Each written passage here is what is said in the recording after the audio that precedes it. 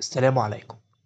النهاردة هنتكلم عن فكرة يمكن كلنا مرينا بيها، بس أحيانا بننساها في زحمة الحياة، وهي إن كل حاجة وليها وقت. يعني ساعات كتير بنحس إننا مستعجلين نحقق حاجة معينة، ونفكر إن لازم النجاح يجي دلوقتي حالا، أو إننا نوصل للهدف في أسرع وقت.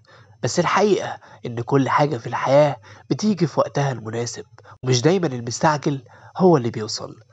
التوقيت المناسب لكل حاجة. خليني أسألك، كم مرة حاولت توصل لحاجة أو تحقق هدف بسرعة، وبعدين اكتشفت إنك مش مستعد ليها بالشكل الكافي، أو حسيت إن الوقت مش مساعدك؟ هنا بنقول إن التوقيت مش مجرد حظ، لكن هو جزء من حكمة الحياة.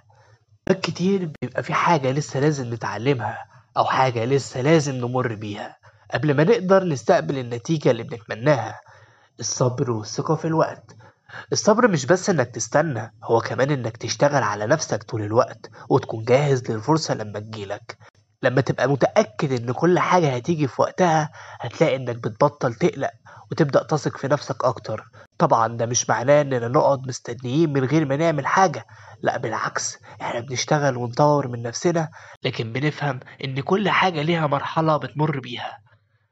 أمثلة من الحياة. خلينا نتكلم عن أمثلة من الحياة. في ناس كتير مشهورة بدأت حياتها بفشل وإخفاقات، وفضلوا يحاولوا لحد ما وصلوا للنجاح، زي توماس إديسون اللي حاول آلاف المرات قبل ما يخترع المصباح الكهربي. قال لو كان اتسرع ووقف بعدها من أول محاولة كنا هنشوف اختراعه العظيم ده. كل شيء في الحياة بيحتاج صبر وتكرار عشان يتحقق بشكل مناسب.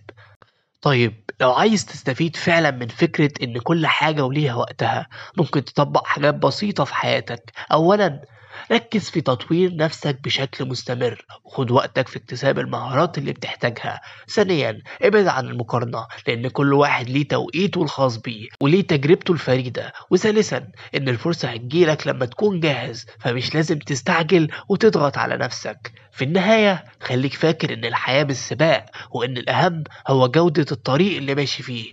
كل حاجة ليها وقتها، وده مش ضعف، دي حكمة. سيب التوقيت للحياة واشتغل على نفسك لحد ما تلاقي نفسك جاهز تستقبل كل اللي بتتمناه.